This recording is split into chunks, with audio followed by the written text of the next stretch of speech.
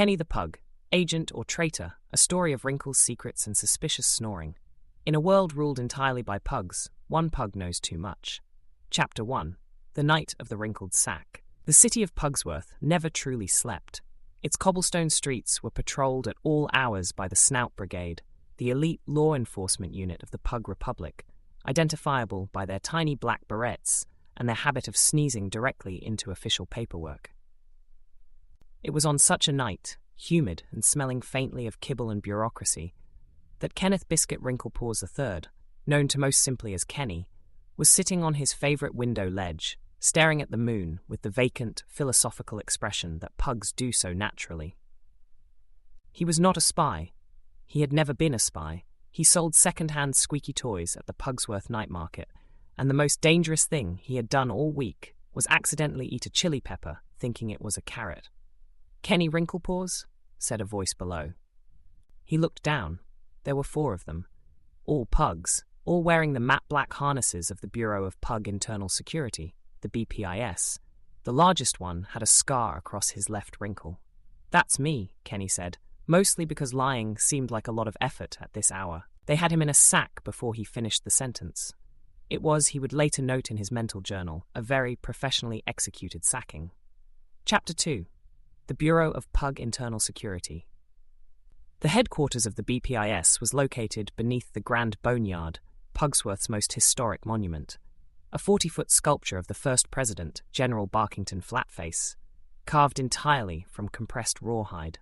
Kenny was brought through 3 doors, 2 staircases, and 1 uncomfortably narrow tunnel before being deposited, sack and all, into a chair inside a room that was cold, grey, and lit by a single lamp with a shade shaped like a paw print. Across from him sat the most unsettling pug he had ever seen. Not because she was physically imposing, she was small even by pug standards, but because she was completely, unnervingly, still. No tongue hanging out, no heavy breathing, no involuntary snort. Just 2 sharp amber eyes watching him with the patience of geological time. Her name was Director Muffin Scalesworth, and the files on the table between them were very thick. "Mr. Wrinklepaws," she said without blinking. "D. Oh, you know why you're here?" "I'm guessing it's not for a treat," Kenny said. She slid a photograph across the table. It showed Kenny at the night market talking to a figure in a grey coat. "Tell me about October 14th, she said. "That was 3 weeks ago. I talked to a lot of pugs. This one," she said, tapping the photograph, "is not a pug." Chapter 3. The Unthinkable Accusation. The silence that followed was the kind that has weight. Kenny looked at the photograph more carefully. The figure in the grey coat, he had assumed, well, honestly, he had not looked at the face at all. He had been focused on the squeaky rubber duck the stranger had wanted to purchase. A very nice duck, vintage Pugsworth Fair, 1987. "He told me it was a gift," Kenny said slowly, "for his nephew. He doesn't have a nephew. He doesn't even have a species that has nephews in the traditional sense." Director Scalesworth folded her paws on the table. "That individual is an agent of the French Bulldog Resistance." Kenny heard the words. He let them sit in his brain for a moment, while his face did the thing pug faces do when processing complex information, which is to say, it looked exactly the same as when processing no information at all. "The FBR, he said. "The FBR, she confirmed. "The ones who keep saying our government is an illegitimate wrinkleocracy. The very same." Kenny sat back. He had heard of the French Bulldog Resistance, of course. Everyone had. They operated out of the border regions, beyond the drool curtain, distributing pamphlets with titles like "Flat Faces United" and "The Snout is Not Enough." They were considered either dangerous radicals or misunderstood reformers, depending on who you asked and how recently they had been audited by the BPIS. "I sold him a duck," Kenny said. "He paid you in unregistered kibble tokens," said Scalesworth. "I didn't know they were unregistered. You ate them that same night. They were beef-flavoured. I assumed they were legitimate." Chapter 4. The Question of Loyalty. They kept him in the grey room for 6 hours. Different agents came and went. Some were aggressive, pacing and barking short, clipped questions. Others were soft-spoken and offered him water, which in retrospect he recognized as a technique. One agent simply sat across from him and stared for 40 minutes without speaking, occasionally sneezing, which Kenny could not determine was intentional. The files grew. Someone had been watching Kenny for months. There were photographs of him at the market, at his flat, at the bakery on Snout Street where he bought his morning pastries, at the park where he sometimes napped on the bench by the hydrant. There were transcripts of conversations. There were records of his purchases. There was a surprisingly detailed report on his sleeping habits, including the observation that he snored in a pattern that, when analysed, bore a suspicious resemblance to coded transmissions used by border operatives. "I just snore," Kenny said, reading this last point with some offence. "It's a structural issue. Yvette has a diagram."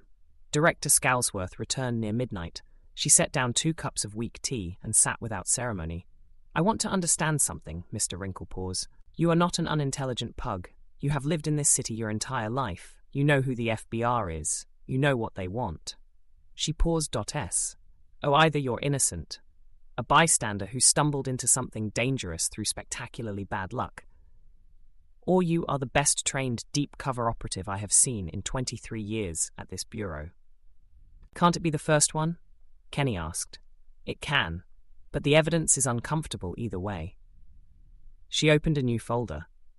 Inside was a document Kenny recognized immediately. It was a letter, his letter, written 8 years ago to a pen pal he had as a young pug, a French bulldog from the border town of Grombo, completely innocent, a childhood correspondence about stamps and snacks. "He grew up to be their current intelligence director," said Scalesworth, without expression. Chapter 5. The night Kenny thought about things. They gave him a small room, not a cell, exactly.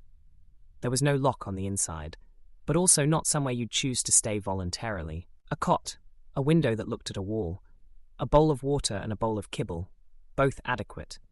Kenny lay on the cot and stared at the ceiling and thought. He thought about the French bulldog agent, whose name he now knew was Edouard, and who had bought a duck and paid in suspicious currency, and had once been a child who traded letters about postage stamps.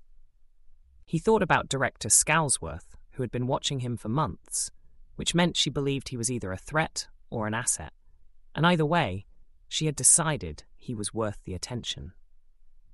He thought about the BPIS, about the Pug Republic, about General Flatface's compressed rawhide face 40 feet above the city, and about all the things that governments needed to be true in order to feel legitimate, and all the things that citizens needed to believe in order to feel safe. He thought about the duck.I. He had been a really excellent duck. Somewhere around 3 a.m, a small piece of folded paper slid under the door. Kenny picked it up, inside, in very small, neat handwriting. "We didn't choose you randomly. You chose yourself, years ago, when you wrote to a lonely French bulldog who had no friends. Some loyalties aren't to governments." Kenny read it twice. Then he folded it very carefully and tucked it into his left cheek pouch, which was his most secure storage location. He went back to the cot. He did not sleep. Chapter 6. The interrogation that changed everything. In the morning, Director Scalesworth came alone. No assistants.no files. Just her, and a transcript of every single thing Kenny had said or done in the past 6 hours, including the fact that he had received and secreted a note. "You can keep it," she said before he could speak. "We let it through." Kenny opened his mouth, closed it, opened it again. "The note was yours," he said slowly. "The note," she said, "was Edouard's. We have been running him as a double agent for 11 months. He does not know that we know. And the whole performance last night was to see what you would do. Whether you would try to warn him, whether you had a method of communication we hadn't found, whether you would stay quiet or ask questions." She looked at him steadily. "You stayed quiet, you thought. You didn't panic. You didn't try to play us." "I was terrified," Kenny said. "I just didn't see a way to be terrified productively." For the first time, Director Scalesworth's face did something that was not exactly a smile, but was in the same postal district as one. "Mr. Wrinklepaws, we have a proposal for you." Chapter 7. Agent Biscuit. The training took 8 weeks. It was not the dramatic, action movie kind of training that Kenny had vaguely imagined, involving wire walking and explosive biscuits. It was, instead, deeply tedious. Memorization, surveillance exercises, the art of carrying on an entirely normal conversation while holding 12 separate observations in your head at once. He was, to everyone's moderate surprise, including his own, quite good at it. His market experience helped. Running a night market stall required watching 15 things simultaneously, reading people's intentions from the angle of their approach, knowing who was shopping and who was browsing and who was stalling. He had been doing intelligence work for years. He had simply not been paid for it. His code name, assigned by the Bureau, non-negotiable, was Agent Biscuit. He had expressed several objections. They had been noted and dismissed. The first assignment, said Director Pugsworth on the day of his graduation, if you could call, sitting in the grey room while someone handed you a thin envelope, a graduation, is to do exactly what you've always done. Run your stall, sell your toys. Be Kenny Wrinklepaws. Only now, you'll also be watching. Watching for what? You'll know it when you see it. You always have. Epilogue. The stall on Market Row. The Pugsworth night market reopened the following Thursday, as it always did. The string lights came on at dusk, the smell of grilled bone broth rolled through the lanes, and somewhere a vendor was playing the traditional Pug Republic anthem on a tiny accordion. Kenny Wrinklepaws set up his stall with practiced efficiency, the vintage toys arranged by era, the price signs written in his neat round handwriting, the small sign that read "Second-hand Wonders. Every toy has a story." He looked exactly like what he was, a middle-aged pug of no particular consequence, selling old things to nostalgic strangers. 3 stalls down, a figure in a grey coat was browsing a display of ceramic paw-print mugs. Kenny recognized the set of the shoulders, the careful, unhurried way of moving, the trick of facing one direction while seeing another. He put out the rest of his inventory without looking directly at the figure. Edouard would come to the stall. He always did. He would buy something small, probably not a duck this time, and pay in something that looked perfectly ordinary and say something that sounded perfectly ordinary, and Kenny would respond in kind. And somewhere under the Grand Boneyard, Director Pugsworth would be listening and deciding and watching the city she was sworn to protect.